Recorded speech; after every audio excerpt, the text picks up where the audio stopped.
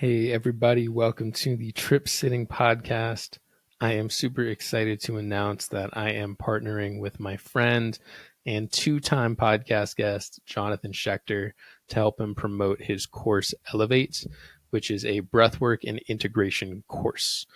So it's actually a group course and coaching container designed to help people deepen and integrate their experiences in expanded states of consciousness. It offers an opportunity for introspection, personal development, and collective growth, and it's supported by practices like breathwork, meditation, and more. It is an 8-week session. You would be joining a cohort of other individuals who are like-minded and looking to go deeper within their practice. So I highly recommend you check that out. If that is of interest to you, go to bluemagicelevate.com/elevate to schedule a call with Jonathan and learn more about the program. And then also mention Trip Sitting so you receive a $100 discount. So the course is usually $997. And if you mention Trip Sitting to Jonathan after your initial consultation, that brings the cost down to $897. Once again, go to bluemagicelevate.com/elevate to learn more. This episode of the podcast is going to be a solo episode. Yes. If you've been following along on social media or some other podcast, you'd know that I recently participated in an ayahuasca ceremony here in the Denver area.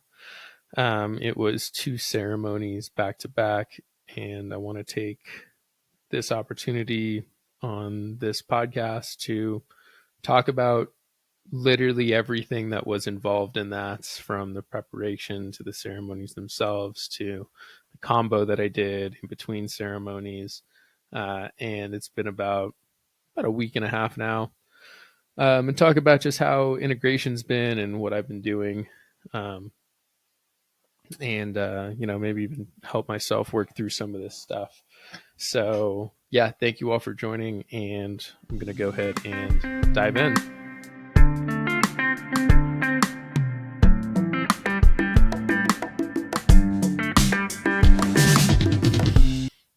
So I started dieta. If you don't know what dieta is the preparation period before the ceremonies themselves. Preparation is super important, and I realized during this preparation period truly like how important that was, because there were things that came up for me even during then, like before I even took a sip of the medicine.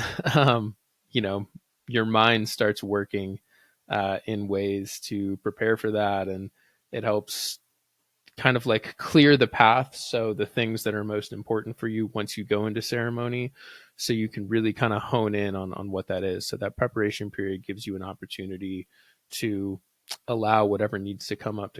So then once you arrive at ceremony, you're ready to focus on that and kind of see where the medicine takes you.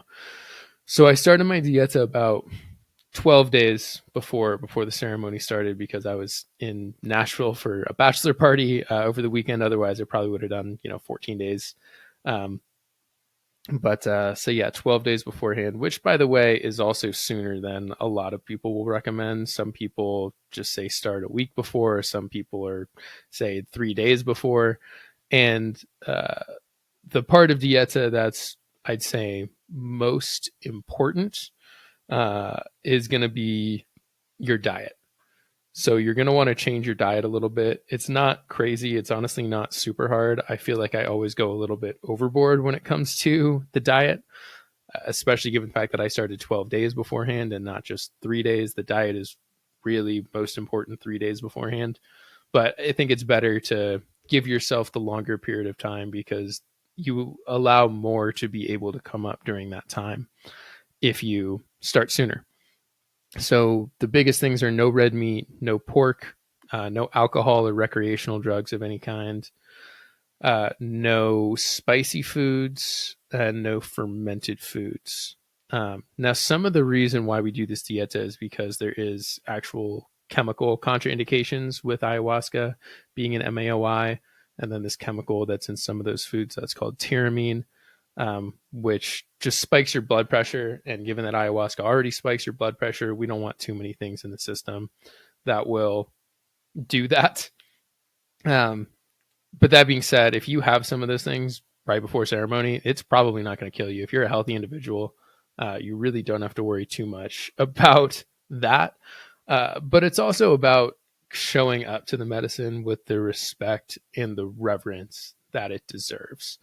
And so, having done some work on yourself, having to cut some things out, having to make some sort of sacrifice before you go into ceremony, I think energetically, that's actually the most important part of the dieta, not the actual things themselves, but what are you doing energetically to prepare yourself for the medicine so it can do its work on you and you don't have these other energetic blockages that are in the way.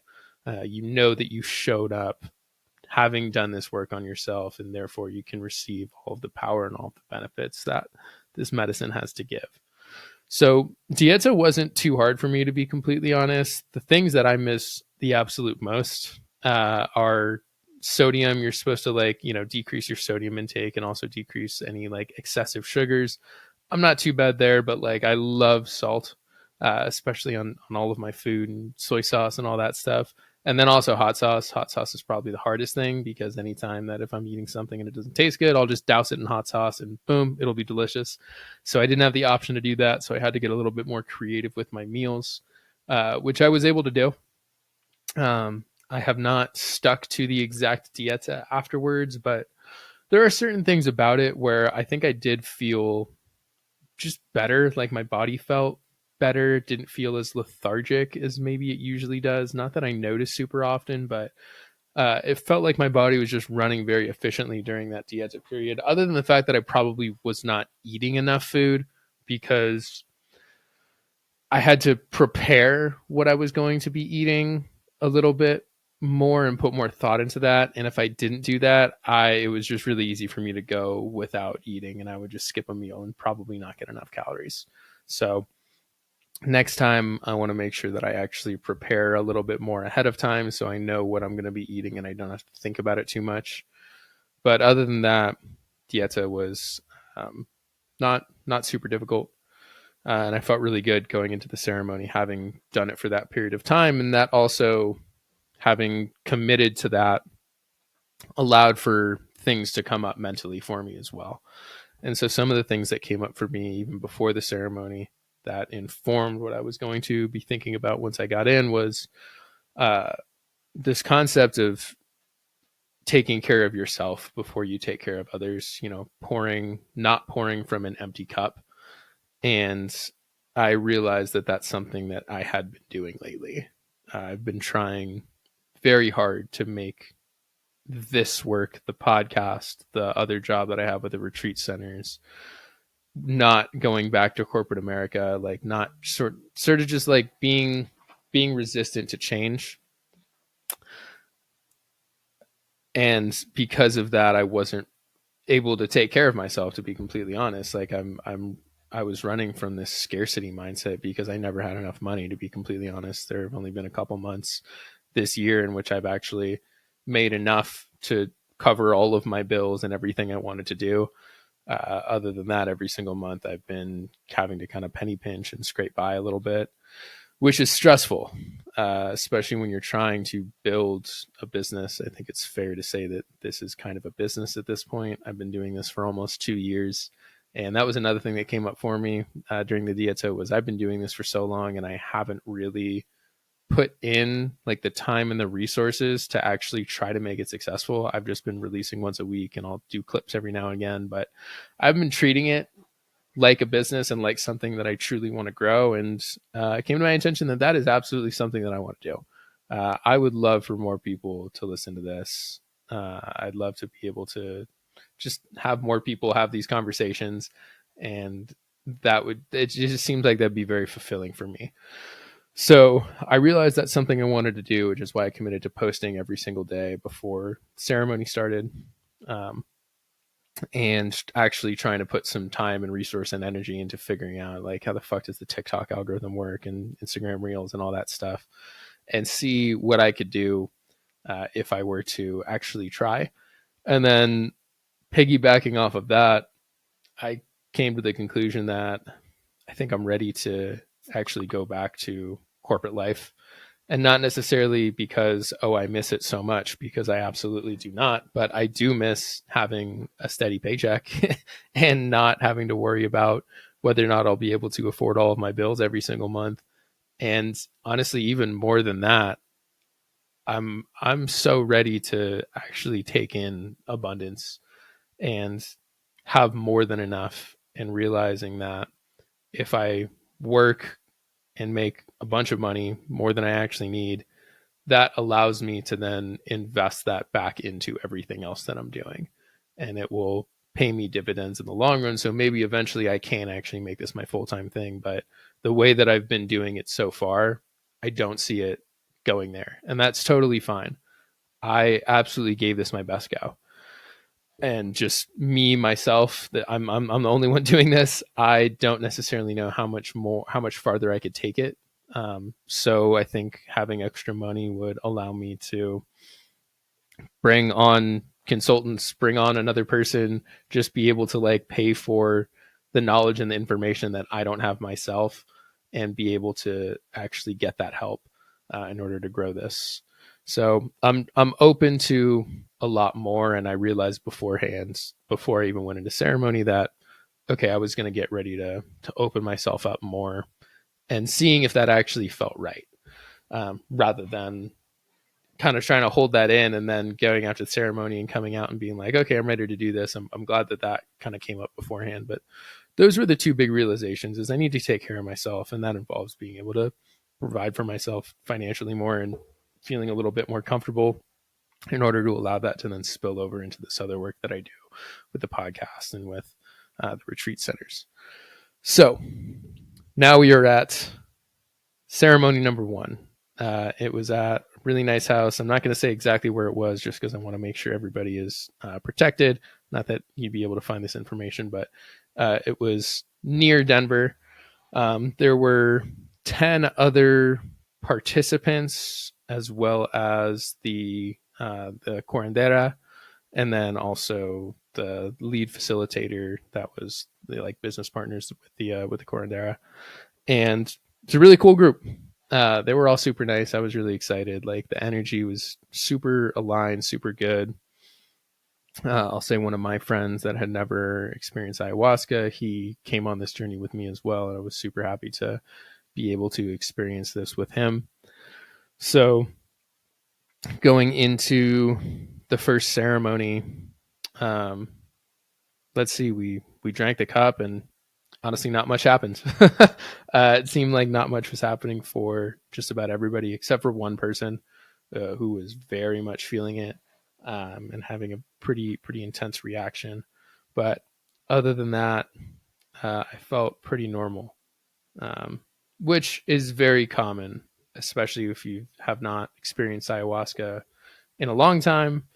And then also too, if you've never experienced ayahuasca, oftentimes the first ceremony, just not much will happen. So not much was happening after the first cup. And I'm actually going to go through my journal here to make sure that I'm not missing everything.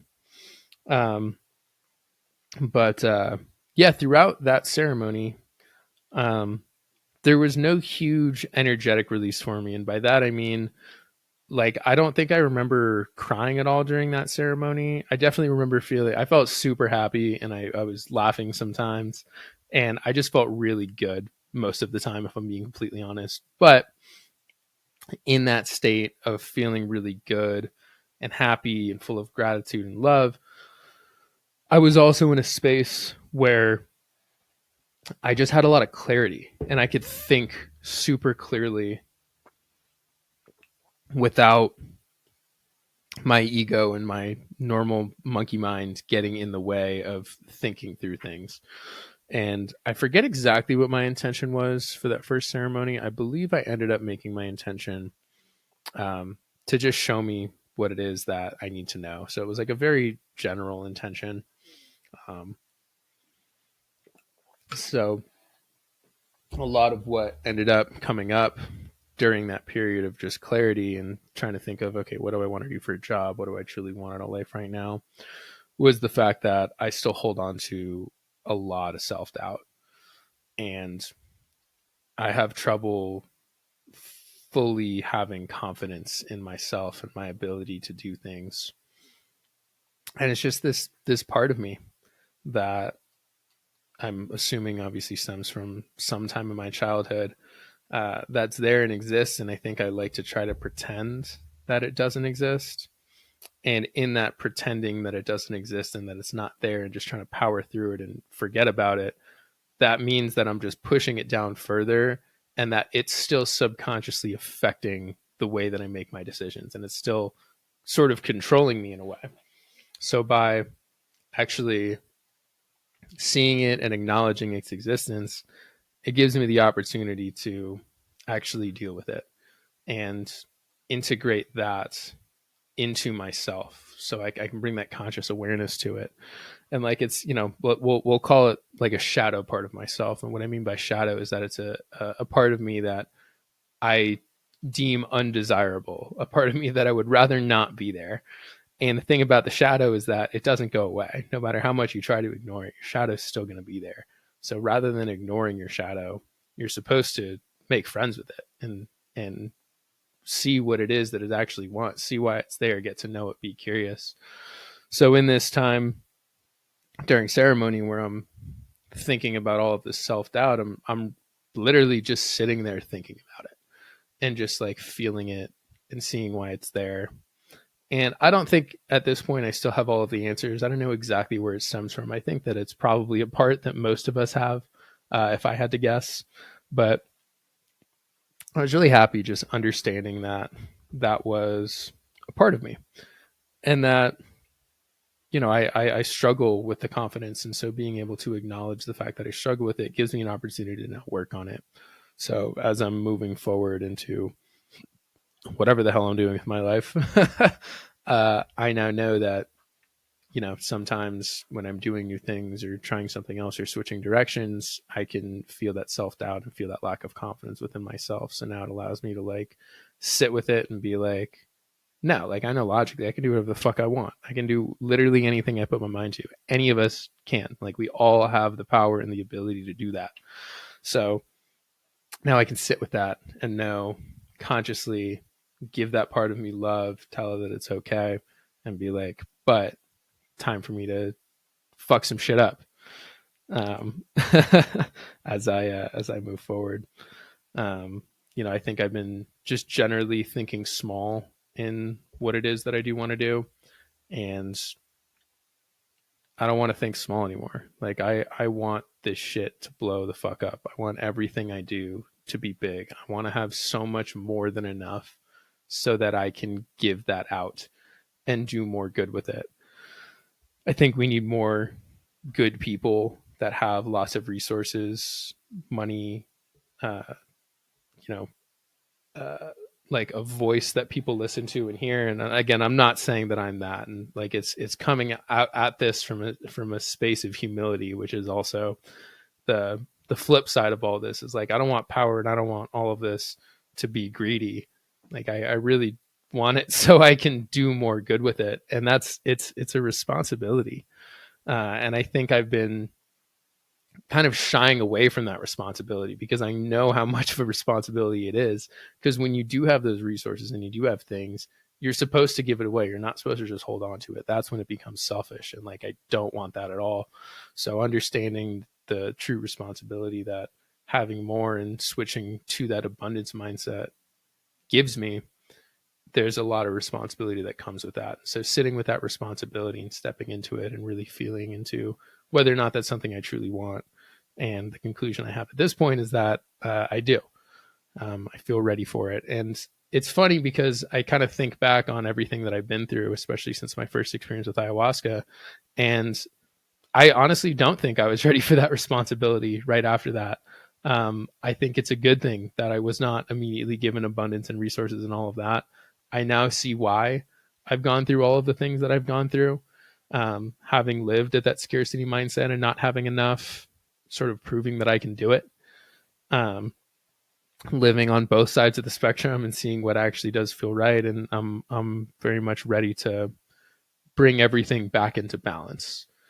And that was a big key as well. Going into this ceremony was just finding balance. What does balance look like for me between working and relaxing and doing and being and having enough but not having too much? What does the balance look like? And I don't have a perfect answer for that yet, but I know that I'm on the path of finding that balance. And I look forward to seeing where it takes me. Um, One of the big things too regarding like the self-doubt and the lack of confidence was that I needed to like forgive myself for feeling like I wasn't enough, for like that part of me. I needed to forgive it, for holding me back and making me feel that way for certain times or whatever. So that was a big key, like self-forgiveness, and everything always comes back to self-love. If I've learned anything from any of these medicines, regardless of what it is, it all comes back to self-love and finding ways to truly love yourself. And if you can stay in alignment with pure unconditional self-love, you will always be fine. Every single part of you, every single part of your life will always be fine if you can really align with that. But it's not easy to always align with that. So it's nice having these ceremonies as good reminders, as to what I need to do. I know that I'm enough exactly as I am. And sometimes I think subconsciously I can certainly feel like I'm not and that I do need to be doing more. But it's all a journey, and it's such a beautiful journey. And if you just try to skip to the end, you're going to miss the whole point. This is what it's all about right here, doing the work, being involved in it, letting things unfold the way that they're supposed to. There is no end. um, it's going to just keep evolving and keep changing. And this is a good reminder to stay open to that change and allow myself to continue to evolve without getting super attached to any one particular outcome or one particular way of achieving what it is that I want to achieve. Like, it's great to have dreams and it's great to have goals, but I can't get so attached to how those goals and how those dreams are eventually achieved, or even the goals and the dreams themselves, like allowing them to change too as I continue to change as a person. So yeah, it was a really nice, great first ceremony. I think I purged once during it, and no big energetic release. But that being said, the next morning, I remember sitting in bed and thinking about like the self doubt and the lack of confidence, and that's when I started crying, and then I started journaling about it, and then I just started crying again. So there was a big energetic release that did need to happen with that. It just didn't happen during the ceremony; it happened afterwards, which is very common for how this medicine works. I always say a lot of the work, most of the work, is done afterwards. It's not done during the ceremonies. The ceremonies will shed light on what it is that you need to focus on and certainly bring up some things, but a lot of the energetic releases and a lot of the work that you're going to be doing regarding whatever comes up is all going to be in the integration afterwards. Um, so the next day, woke up, felt great. And then we were doing combo. And so for those who don't know what combo is a frog poison. And the way that they administer it is it's through what's called gates. And these gates are basically holes that they burn on the surface of your skin. And then they rub the frog poison just directly on there, and then it stays there and it just goes directly into your bloodstream. So I was given 4 gates down my spine. Um, that's what the curandera believed, where she believed I needed it, and I always struggle with back pain and stuff, and I felt that was probably right. That was an experience that I was ready to have, and yeah, she did that. And combo is no joke. Before you do it too, you're supposed to basically chug 2 liters of water, because what it's doing is it's taking all of these toxins, like everything that's in your body, every little bad thing, and it's just pulling it into your stomach. And so you want to have a lot of water to be able to absorb that. And then during the experience, you're going to vomit or purge that out in some way.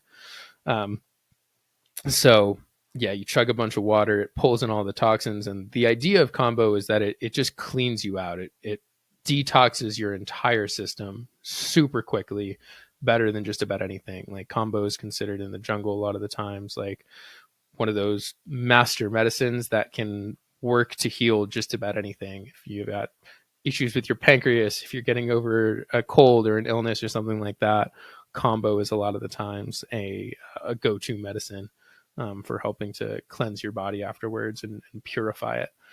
So I was administered it within a couple minutes. You start feeling it. You feel just super sick and nauseous. And I could kind of tell immediately, which I did not want to be the case, that I was not just going to have to vomit, but I was going to have to poop as well, which I did not want to do. So I asked them to help me go to the bathroom.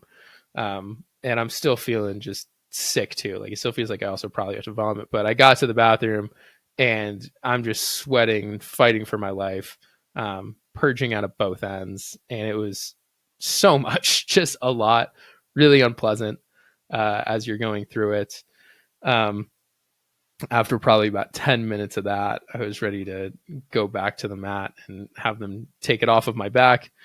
And so, yeah, that happened. But yeah, it's no joke. Like, I was really amazed by that experience, to be honest. And I say again, it's no joke. It's not super pleasant as you're going through it, but afterwards, once it's done, probably about 15, 30 minutes later, you really do feel great. I felt really, really good after that. One, mentally, because I knew, like, I had just done so much work to get through that. Like, I allowed that to happen. I didn't hold on for the most part. I mean, there were parts of me that probably did and didn't want to let everything go, but it's this mental battle within yourself, and once you finally surrender, you're able to purge all those toxins out.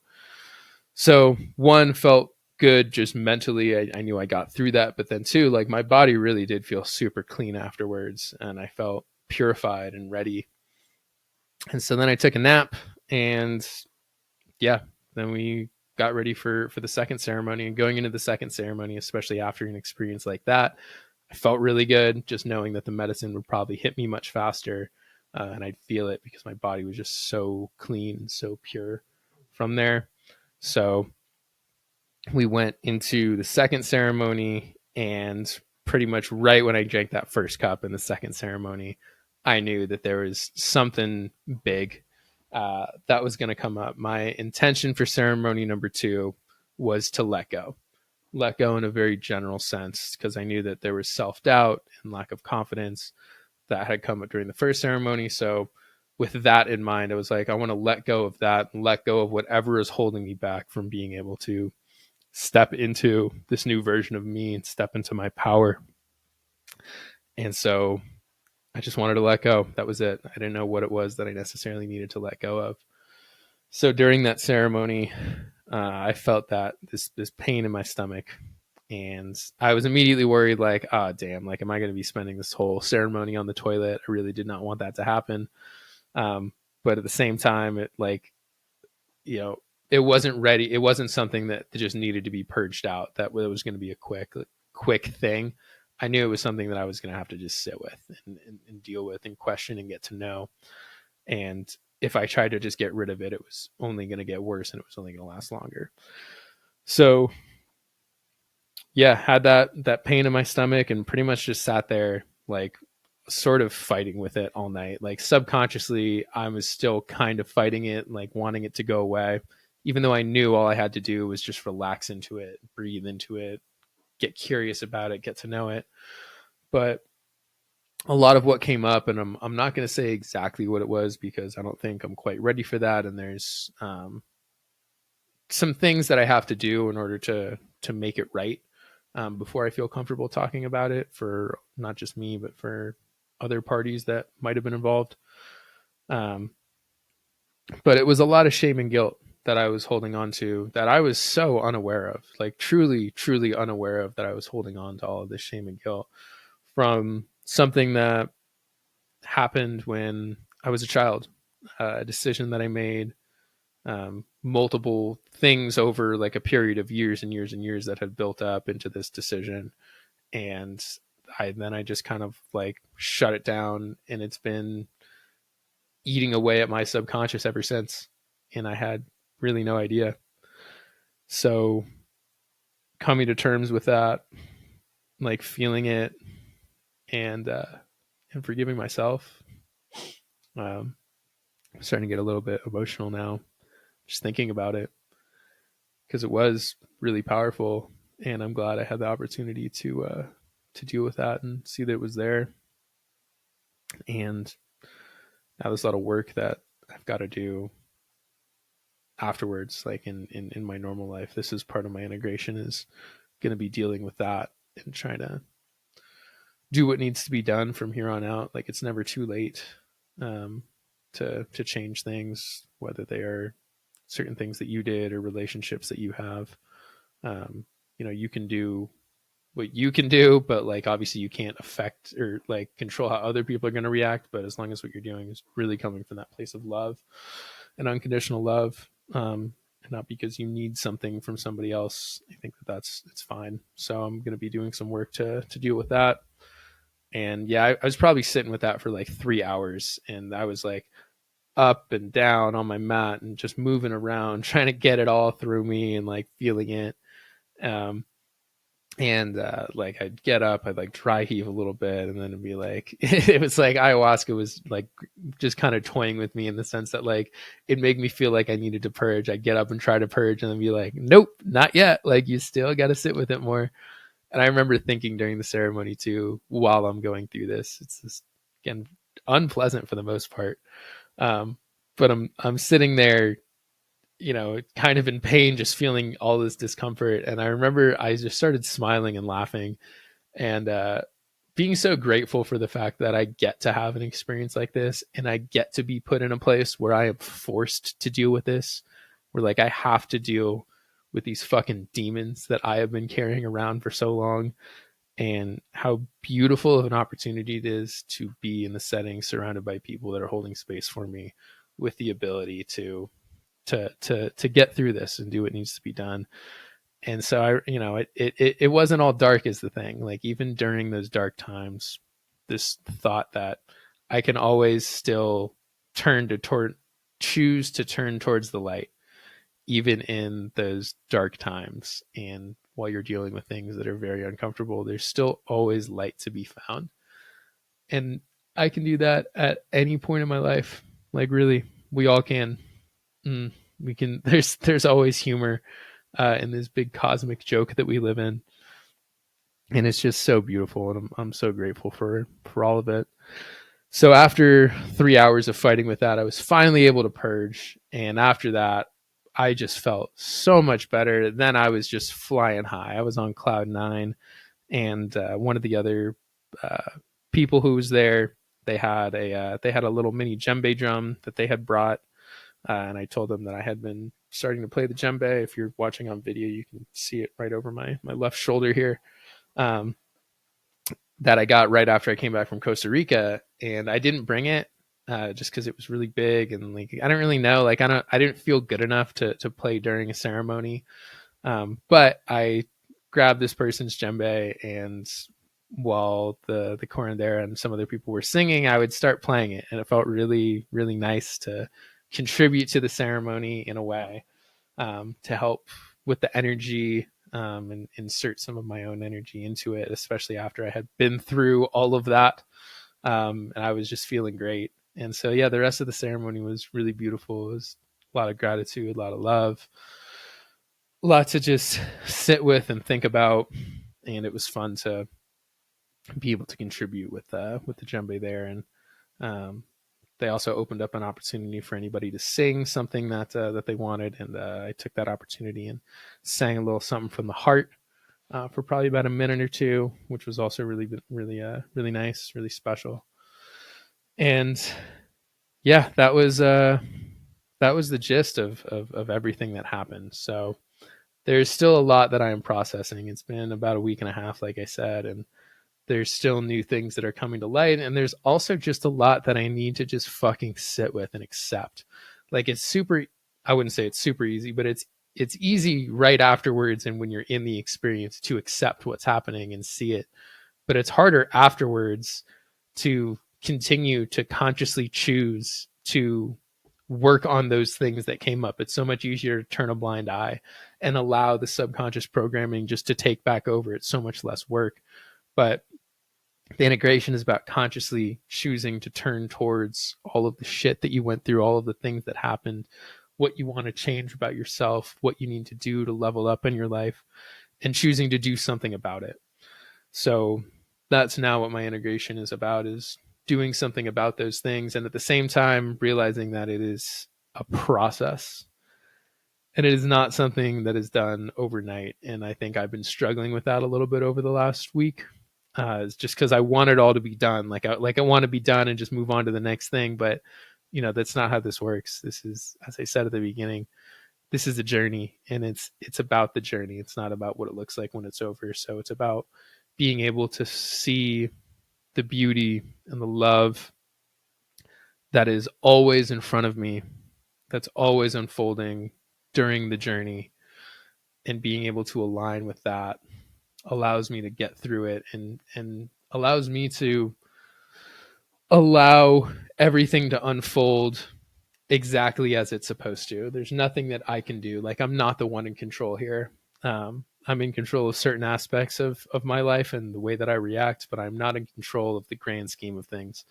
So allowing the universe to flow through me rather than me trying to control it, seeing how things unfold as they're supposed to, and seeing the beauty in all of it, all of the ups and the downs, the difficult parts, the easy parts, the parts where it's really easy to see the beauty and the love, and the parts where it's much, much harder, and that I have to be the one actively searching for it and knowing that it's always there. So I'm really grateful to be able to do this. And I would absolutely sit again with this group if they come to Denver again. Really great group of people. And yeah, I love this medicine so much. I still do.